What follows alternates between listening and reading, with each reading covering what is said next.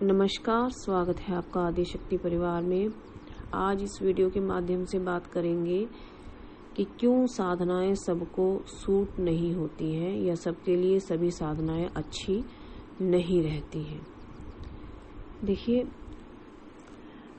ये जो मैं आज आपको विशेष नियम बताऊंगी, इस नियमानुसार ही आपको साधना का चुनाव करना चाहिए।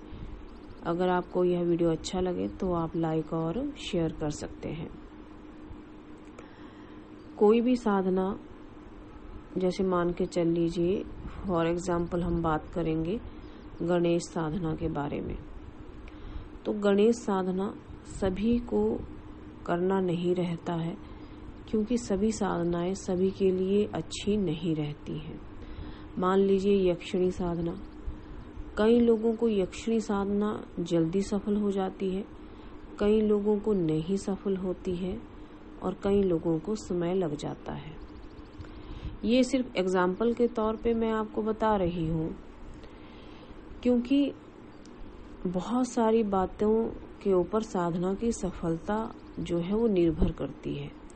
सबसे पहले जब आप साधना का चुनाव करें, चाहे कोई भी साधना हो, तो आपकी कुंडली अनुसार ही आपको चुनाव करना चाहिए।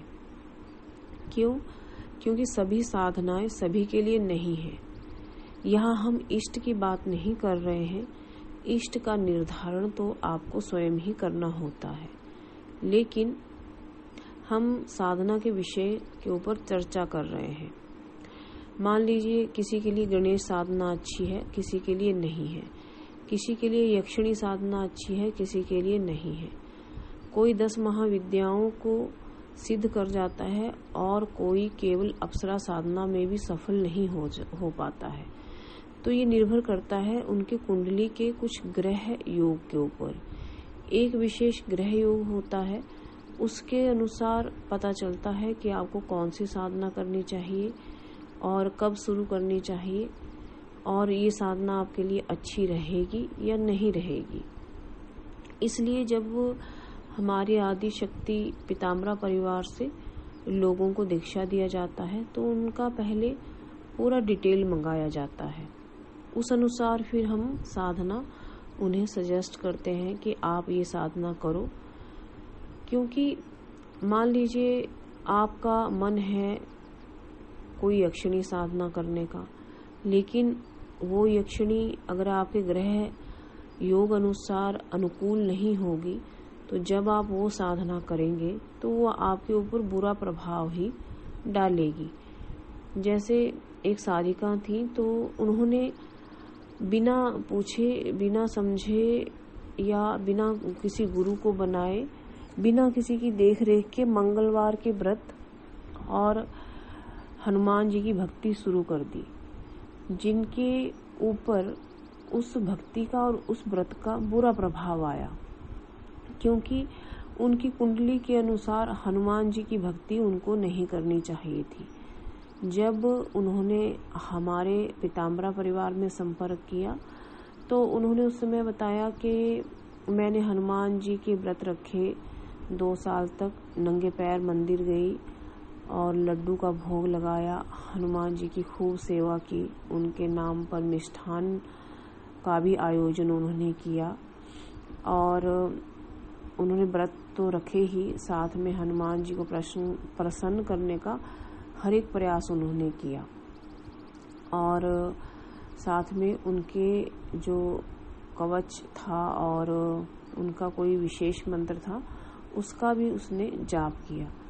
लेकिन क्या हुआ, जैसे ही उनके व्रतों का अनुष्ठान पूरा हुआ, जैसे 2 साल का उन्होंने संकल्प ले रखा था, मन ही मन किसी से बिना पूछे ही लिया था उन्होंने, तो उसके 1-1.5 महीने बाद ही उनके पिताजी की मृत्यु हो गई। क्यों हो गई? देखिए, वैसे तो जीवन मरण सब प्रभु के हाथ है, लेकिन कुछ ग्रह योग ऐसे रहते हैं या कुछ ऐसे देवताओं की भक्ति रहती है जो हमारी कुंडली अनुसार हमारे लिए उचित नहीं होती है।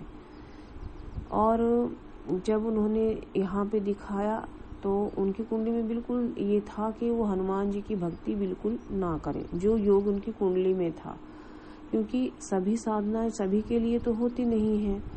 तो उनसे ये गलती हुई।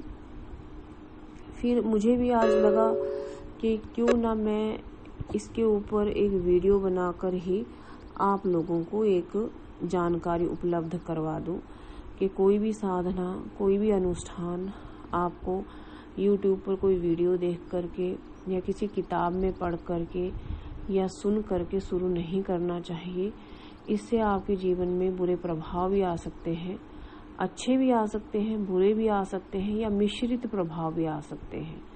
3 तरह के प्रभाव हैं, अच्छे, बुरे और मिश्रित। लेकिन इसका निर्धारण कौन कर सकता है कि कौन सा साधना, कौन सा मंत्र जाप आपके लिए सही है? इसका निर्धारण आप अपना कुंडली दिखा करके करवा सकते हैं कि आपको करना चाहिए या नहीं। आप लोग जानते ही हैं, जो लोग पीताम्बरा परिवार से दीक्षित हैं, कि यहाँ से कोई भी साधना, कोई भी विधान आपको तभी दिया जाता है जब हम आपको आपका डिटेल मंगाते हैं, जब आप वो भेजते हैं, फिर उसको हम चेक करते हैं और तब ही आपको यहाँ से दीक्षा दी जाती है, साधना की अनुमति दी जाती है या फिर अभिमंत्रित सामग्री भेजी जाती है। बहुत लोगों को ये ज्ञान नहीं रहता है कि साधना के दुष्प्रभाव भी आते हैं, मंत्र जाप के दुष्प्रभाव भी आते हैं, और जो आपकी कुंडली अनुसार जिस देवी देवता की भक्ति आपको नहीं करनी चाहिए, अगर आप उन देवी देवता की भक्ति करते हैं तो उसका आपके जीवन पर बहुत ही कुप्रभाव भी पड़ जाता है। अगर आप सभी को यह वीडियो अच्छी लगे तो लाइक और शेयर करें। धन्यवाद।